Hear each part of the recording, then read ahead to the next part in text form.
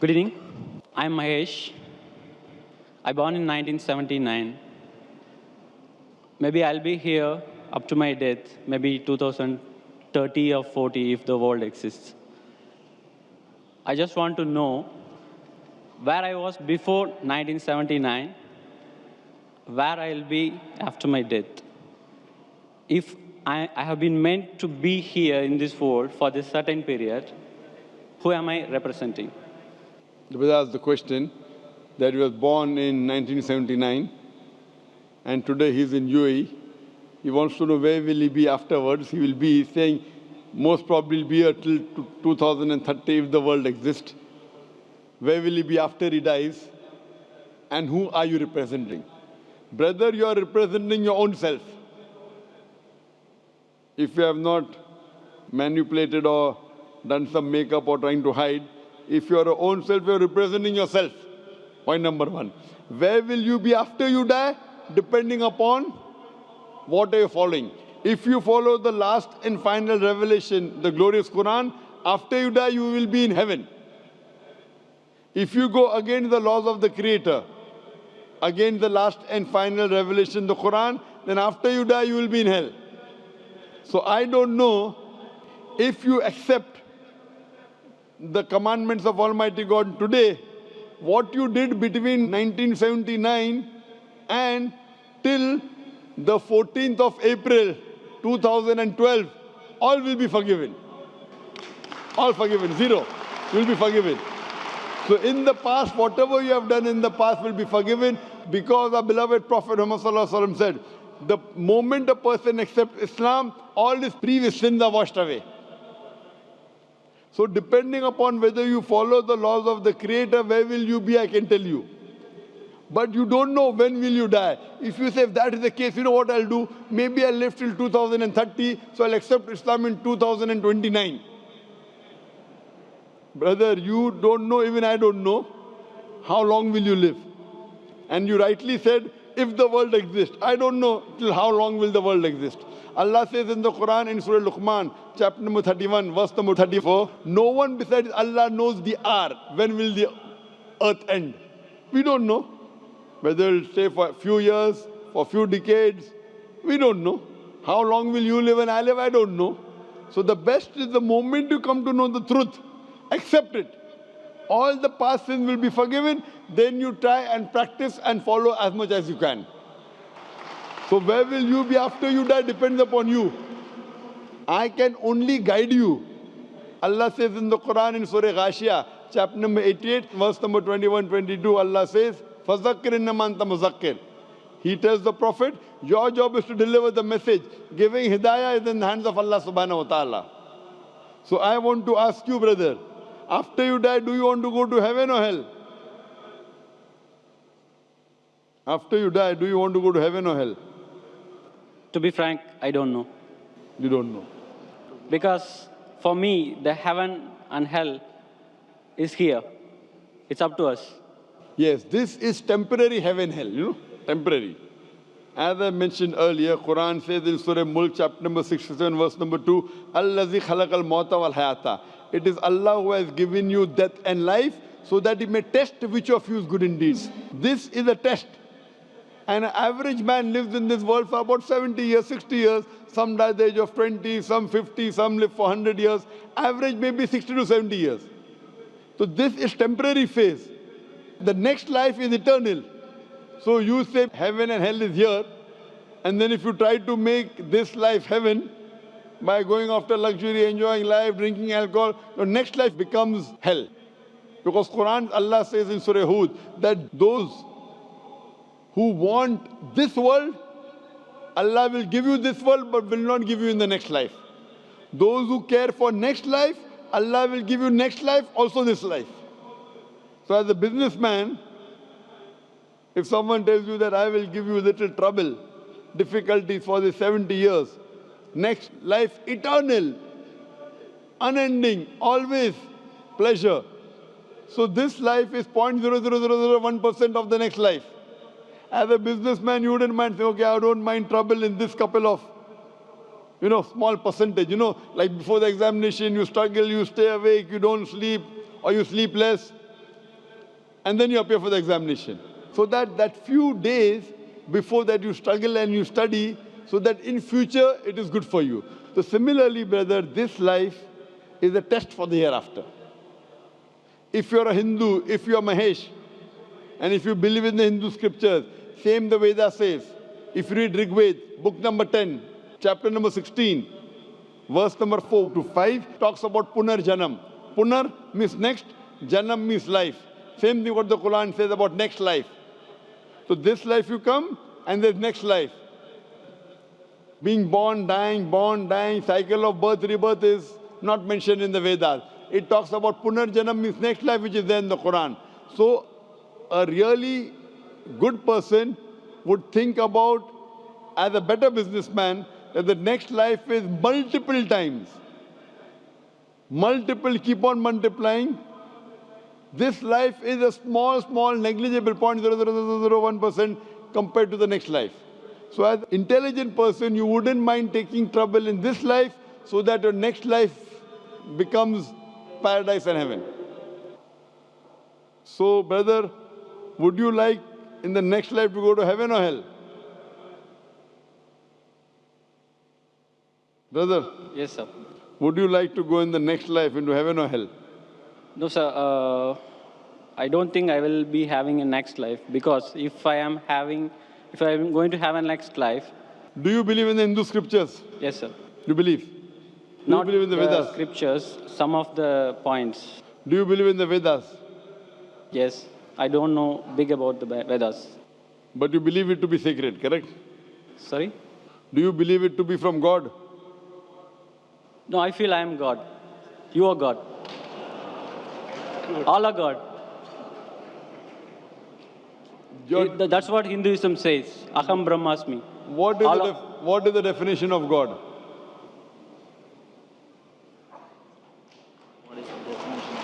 I don't know. I am God, you are God. What is the definition of God? I don't know. That means you don't know, I don't know. I know myself. Okay. You say you are God, I am God. We all are part of God. I am asking you what is the definition of God, and you say I don't know. Are you talking English or what? I'm talking English. What is the definition of God? I cannot define, sir. Just I can feel. So without defining, you're saying you are God and I am God? But I can realize, sir. God is everywhere in all of us. What we are is God. the definition of God? Then I will say whether God is everywhere, you are God or not. First, give me the definition of God. If your definition of God is only wrong, I said, this is not God what I'm talking about. What is the definition of God? I don't know to define, sir, exactly in words. So that means you do not believe. I am not talking about the God which you are talking about. So you should ask me what is the definition and I'll tell you. Yes, sir. Can you explain me? If you don't know what you should do, you should ask or not. Yes. So ask me, I will tell you.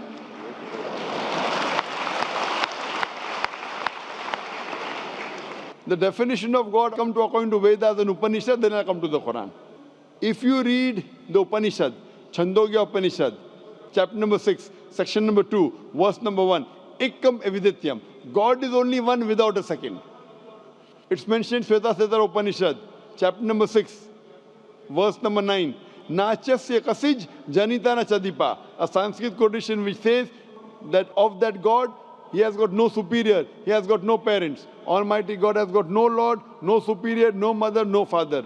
It's mentioned in Shveta Upanishad, chapter number 4, verse number 19. Na tasya pratima asti. Of that God there is no pratima. Pratima is the Sanskrit word which means image, picture, portrait, sculpture, statue. Na tasya pratima asti. Of that God there is no image, no picture, no portrait, no painting, no photograph, no idol, no statue, no sculpture.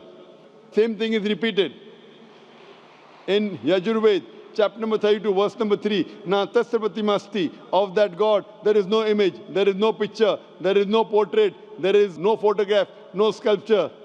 Furthermore, it says in the Brahma Sutra of Hinduism, Ekam Braham Dyotya Naste, Nina Naste Kinchan. There is only one God, not a second one, not at all, not at all, not in the least bit.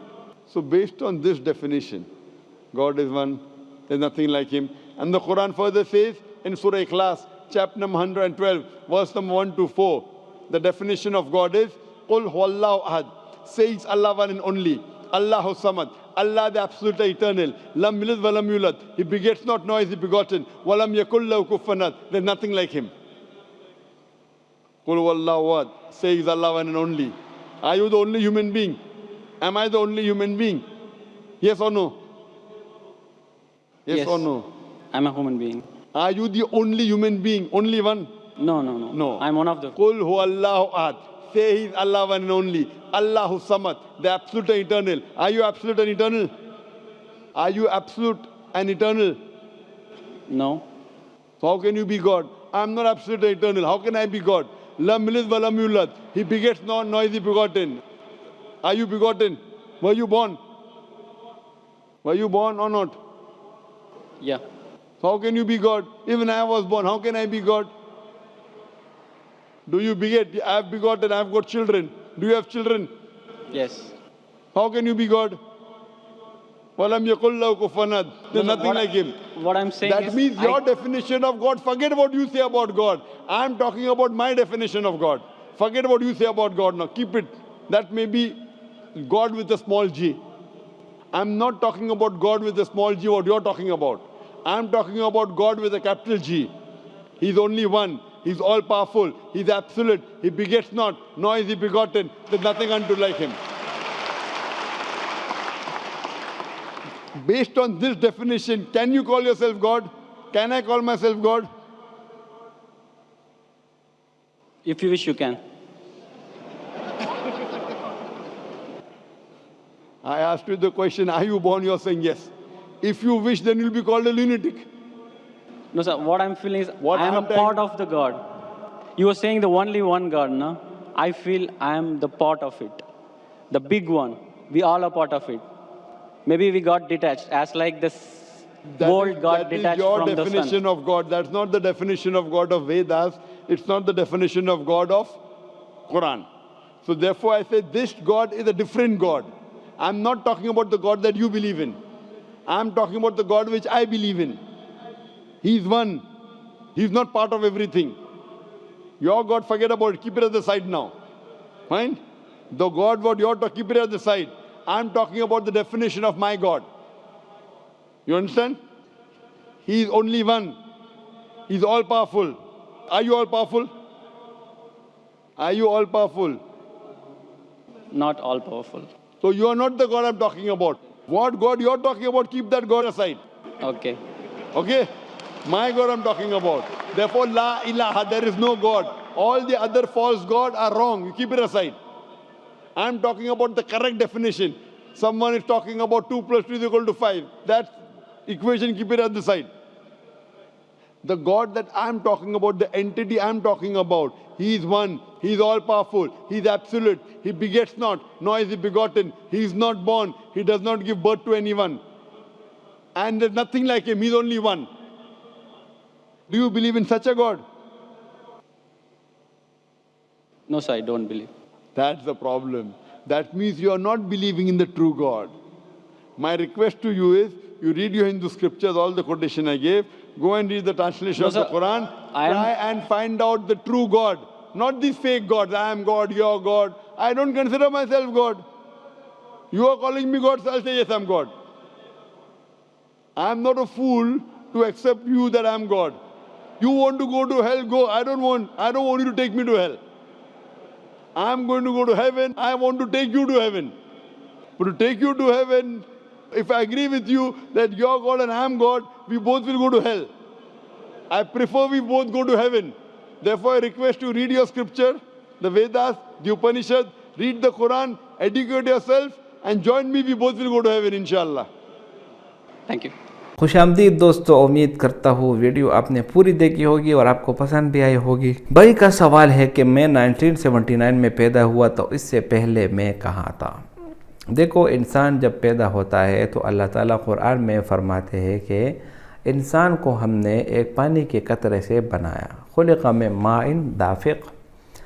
तो अब अल्लाह ताला का करम देखे कि एक छोटा सा कतरा जो माँ के रहम के अंदर जाता है और اس کے رحم کے اندر پھر وہاں پر زائگوٹ اور پھر ایک اور پھر اس سے ایک انسان بنتا ہے. یہ اللہ تعالیٰ کی ایک قاعدہ قانون ہے اور اللہ تعالیٰ کی قدرت ہے. ہم دیکھتے آ رہے ہیں کہ کس طرح اللہ تعالیٰ ایک انسان کو دوسرے انسان سے پیدا کرتا ہے. تو اس کا سوال جو ہے نا وہ تقدیر کے متعلق ہے. تو اس کا جواب اللہ تعالیٰ قرآن میں فرماتے ہیں الست بربکم قالوا بلا شہدنا. اللہ تعالیٰ نے تمام انسان حضرت آدم علیہ السلام سے لے کر اور حضرت آخر قیامت تک جتنے بھی لوگ آئیں گے اللہ تعالیٰ نے ان کو سرخ جو چونٹی ہے ان کی شکل میں ان کو جمع کیا اور ان سے یہ وعدہ لیا کہ کیا میں آپ کا رب ہوں. تو تمام لوگ اس وقت حاضر تھے, میں بھی ہوں, آپ بھی, جتنے بھی لوگ قیامت تک آنے والے ہیں, جتنے گزر چکے, وہ سب کے سب حاضر تھے اور سب نے ایک دم جواب دیا کہ بھلا کیوں نہیں آپ ہمارا رب ہیں. تو یہ وعدہ اللہ تعالیٰ نے ہم سے لیا ہے کہ میں آپ کا رب ہوں اور ہم نے اس کا جواب بھی دیا کہ بالکل ہم آپ کے بندے ہیں اور آپ ہمارا رب ہے.